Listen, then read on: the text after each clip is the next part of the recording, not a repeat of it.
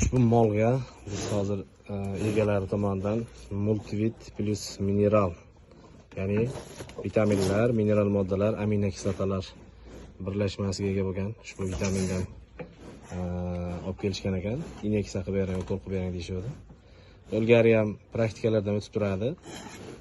Ushbu preparatga ba'zi qoramollar juda sezuvchan, allergik holat yuzaga kelib qoladi ba'zida.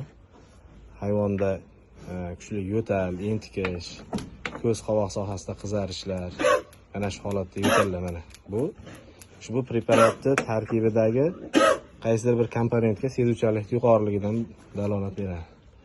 Bunaqa paytda antigistamin preparatlar qo'llashlik kerak, chunki ko'proq o'pka yetishmovchiligi, yurak o'pka yetishmovchilik holatlari bo'lib qoladi. Agar antigistaminlar bilan natija bo'lmasa, yurak o'pka faoliyatini yaxshilovchi dori preparatlardan qo'llaniladi.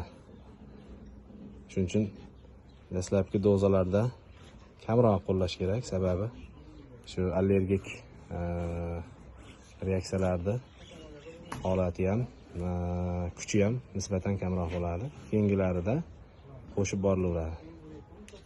Bu qoramol mana 7 gram multivit mineralga shu holat beryapti.